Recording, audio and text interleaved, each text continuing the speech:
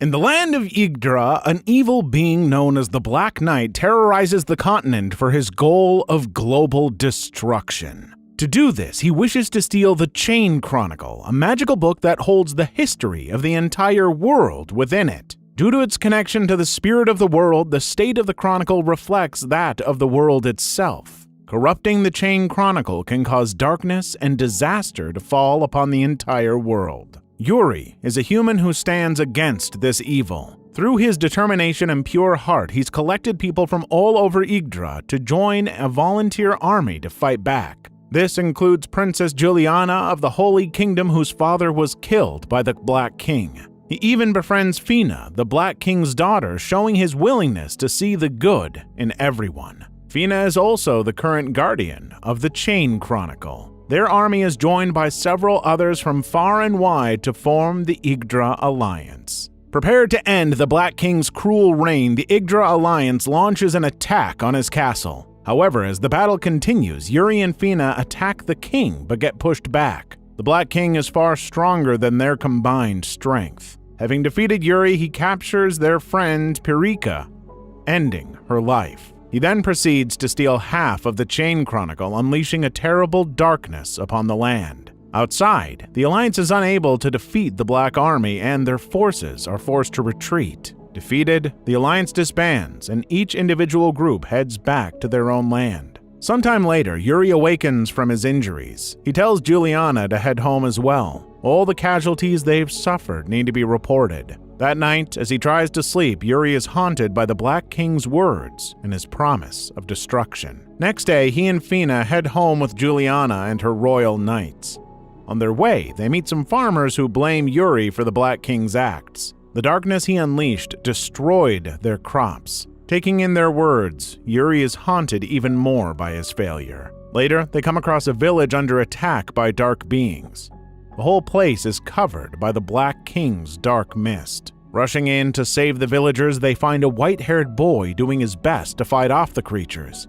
The mist, however, appears to weaken their mana, but this boy uses a strange ability to restore it for them. He even absorbs some of their mana into himself to keep on fighting. Seeing this boy's iron resolve awakens something in Yuri. He throws himself into battle as well, fighting them head-on. With his aura burning around him, Yuri dashes himself at the enemy with a massive slash of his sword and ends the battle. Recognizing Yuri as the volunteer army's captain, the younger boy introduces himself. His name is Aram. After saving the village, Yuri's group and Aram share dinner. While eating, they learn Aram is an orphan who lives off by eating lizards and other wildlife on the road. As the talking continues, Fina's Chronicle suddenly releases a huge wave of black energy. Since it isn't fully blackened though, Pirika must still be alive. Meanwhile, Yuri convinces Aram to join them so he can reach his true potential. Next day, the group arrives at the vice capital, their home. Though when they get there, the gang find the city under attack by the Black Army. They rush in to help fight and are surprised by how effective Aram is in battle. Running through the streets, he slashes black soldiers apart with his blades at lightning speed. To keep fighting, he uses his skill to absorb one of the knight's mana. This knight is Burkhart. Aram is amazed by a combined attack Yuri uses with two of his friends. They use their mana at its maximum to launch a huge magical attack. With the army defeated, Burkhart confronts Aram for taking his mana and causes him to run off. Right then, another wave of black soldiers arrive and Burkhart ends up taking an attack meant for Juliana. When things start to look bad for them, Aram returns. Using his skill, he shares mana with each of the knights and they defeat their enemies with a combined effort. As the sun sets, Yuri and Juliana decide to form a Black King suppression army. Turning to Aram with a smile, Yuri asks him to join. While Yuri and Fina report to their guild leader, Aram explores the city. In the market district, his instincts as a street urchin tempt him to steal some food, but the memory of Yuri trusting him causes him to stop. Later, he finds a thug making a scene outside a weapons store. After defeating the thug, Aram is gifted a special blade by the weapons store owner. Meanwhile, Yuri and the guild leader discuss the effects of the blackening that's spreading across the lands. It's even affecting people now, seen when he exposes his fully corrupted arm. Meanwhile, Burkhart confronts Aram over the blade, thinking that he stole it. Juliana and Yuri show up there as well. Luckily, the weapon shop owner himself arrives on the scene to clear things up, and Burkhardt is left ashamed. As he leaves, Juliana reflects on her choice of having him join Yuri's group. That night, Yuri argues with a mental image of himself over the pointlessness of fighting the Black King again. As he insists there's always hope, Aram enters his room. The two share a moment of bonding where they both come to appreciate each other more. Next day, Yuri's group heads out alongside the magic guild leader Aldura and the Dragon Slayer to find Perika. When they set up camp later, Yuri asks Burkhardt to train Aram, though the knight seems unwell and excuses himself, heading into the forest. Later, Fina's Chronicle starts releasing blackness and dark mist appears from the forest. Yuri and his group rush in to find Burkhardt. When they finally find him, they're unable to stop what happens next. Corrupted by his negative feelings and the words of a demon named Irenis, Burkhardt transforms into a demon. Telling Yuri they'll meet again, Irenis vanishes with Burkhardt. After informing Juliana of Burkhardt's situation, Yuri's group continue their journey. At night, it's revealed the arm Yuri hides under his clothing is also corrupted by the blackening. When Fina tries to help him using her Chronicle, the arm rejects her magic. The next day, Yuri's group arrive at the Sage's Tower. Here, they plan to ask the Sage of Destiny where to find Perika, but before they can enter, they're attacked by the Sorcerer army. Melchior, one of the three great sages, tells them to prove their resolve if they truly plan to fight the Black King again. As Yuri's group fights the army, Yuri himself covers Aram while he transfers mana to Aldura. Strengthened even further than normal, the Magic Guild leader launches a powerful spell that brings down meteors from the sky. The other two sages force Melchior to call off the attack and invite Yuri's group in to talk. Inside, they're told that Perika is indeed alive, but they don't know where she is. Instead, they're advised to go to the Maze Pass, where they might find some answers. As they prepare to head out, Yuri's group is joined by members of the Sorcerer army who want an artifact in the Maze Pass. On their way to the Maze Pass, where the Earth Spirits live, Yuri's group are attacked by the Black Army on an icy mountain. During the fight, Yuri and Aram fall into a deep canyon and get separated from the others. There, they befriend a tiny furry creature that Aram names Furball. As they dig up a small cave to rest in, Yuri assures Aram that their friends will find them. Though sitting there, Aram admits to feeling jealous of how much he trusts his friends, since Aram isn't that close to the others yet. Later, he goes out to relieve himself, but the black mist on the mountain thickens, separating him from Yuri as well. Stepping out, he searches for Aram when the blackening on his arm hits him. A dark version of himself appears and makes him question his goals. How the world forced him to be a hero and save them, but nobody's there to save him. As the dark Yuri swings his sword down at the real one, Aram appears and blocks it. The boy's arrival breaks the illusion Yuri was under and reveals that he's actually being attacked by soldiers of the Black Army. After defeating them, the former Sage of Fate Baltazari appears. With a single wave of his staff, he vanishes the black mist and the snowstorm. After testing Yuri's resolve, he tells him to head to the desert oasis where he once slayed a dragon. Another one is soon going to appear. Yuri decides to visit there when their travels take them close to it, but for now, they must keep looking for Perika. To do this, they must go to Soul Island. Their friends managed to find the two with some help. They actually made it to Maze Pass in the mountains and got the Earth Spirits to help track the two down. Meanwhile, the Sorcerers got the artifact they wanted from the other spirits. Aram tells Yuri he was right about his friends. To this, Yuri points out that they're not his friends. They are their friends. The journey to find Perika continues, and they find themselves at a seaside on their way to Soul Island. Here, they're met by Shuza, an ogre army's leader. To their shock, he draws his blade and demands they hand over the Chain Chronicle. Shuza tells Yuri that he's too merciful to win against the Black King. He, the leader of the ogre army, will be the one to do it instead. As he tries to forcefully take the Chain Chronicle, Yuri's group engage Shuza's army in combat. Telling Aram to guard Fina and the Chronicle, Yuri clashes blades with Shuza. As they push each other back and forth, Shuza removes his armor to reveal that half his body is blackened. He plans to use the power of darkness and become the new Black King. Overwhelming Yuri with a constant barrage of sword slashes, Shuza knocks him to the ground and flies to Aram and Fina. Beating them as well, he steals the Chronicle. Right then, Irenis arrives on the scene with Burkhart and a robotic golem. While she has Shuza and Yuri's group fight her golem and black soldiers, Irenis tries to tempt Yuri over to the dark side. The dark version of himself returns as well, filling Yuri's mind with all his failures. Making him watch as all his friends are beaten to the ground, Irenis gets into Yuri's head. In a last attempt to get rid of these visions, Yuri leaps forward and pierces his dark self with his sword. As the vision fades, though, Yuri sees his blade in the stomach of one of his own comrades. The despair he feels in that moment drives Yuri over the edge, and his transformation into a demon is completed. With Yuri now a demon, Irenis opens a portal for him and her fellow demons to leave while Shuza is held back by some minor golems. That night, Aram stands up to Shuza, who claims Yuri had betrayed them. He declares that Yuri is just lost, and this time they'll save him instead of the other way around. As the others all head back to their own homes, Aram and Fina continue on towards Soul Island. On their journey, the two bond as Aram helps Fina with her doubts about what pushed Yuri into the darkness. Aram is determined to save the man who made him feel the warmth of friendship for the first time. Hence, the two ready themselves for whatever's next. As the journey continues, Aram recalls the reason they were headed to Soul Island. Yggdra, a special fairy possessing the Chronicle of Yggdra continent, lives here. When they arrive on the island, they find it riddled with areas of blackness and under attack by the Black Army. A girl shows up and guides them through the island. Meeting up with the girl's father, the group are shocked to see Yuri here. Calling out to him, Aram is forced to defend when Yuri fires a wave of darkness at him. As Aram leaps forward to slash at Yuri, the demon dodges all his attacks and hits him with another darkness wave. Luckily, the girl's father jumps in and blows Yuri away.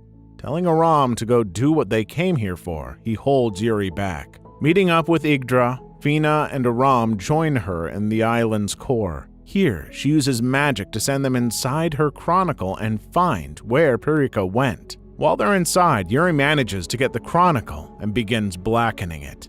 Aram is separated from the others and thrown into memories of Yuri's childhood. Seeing everything from his childhood that made him become who he is, Aram resolves to save Yuri. Suddenly, his surroundings change, and Baltasarai appears inside the chronicle.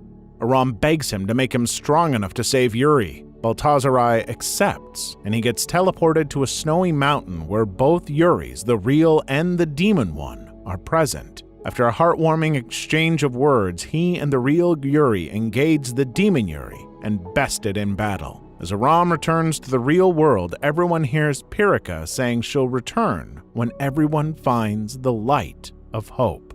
Aram and Fina finding themselves near the desert oasis and head there. Inside, they meet the desert queen Ashrina and the allies Yuri and his group fought alongside long ago when he slayed a corrupt dragon. They discuss a song found in the dragon's ruins that can only be sung by the spirit Musica. As they speak, a guard arrives to tell them of two approaching armies that are facing each other. The army of Shuza against Juliana's holy army. Ashrina provides a venue for the leaders of the two armies to negotiate, as she doesn't want pointless bloodshed. Right as they meet, though, Irenis and the Black Army attacks. Shuza and Juliana both take to the battlefield along with their soldiers to fight the demons. Though in the middle of it, they see a chance to take each other out and take it. With their hate for each other burning strong, they both begin to get taken over by darkness. Luckily, Aram arrives just in time to hit the two with an attack and knocks them out of it. As he does this, Musica's song sounds across the battlefield. Both Burkhart and Golem fly at Aram to attack, but a shining light appears in his hand and blows them both away. As Musica's song continues, the furry creature Aram had been carrying around transforms into a massive guardian dragon, and a flaming sword is granted to him. Using it to burn Golem alive while Furball destroys the enemy forces, Irenis and her demons are forced to retreat. After the battle, the Chronicle Shuza stole earlier floats into Aram's hands, and just like that, all the blackness on it disappears.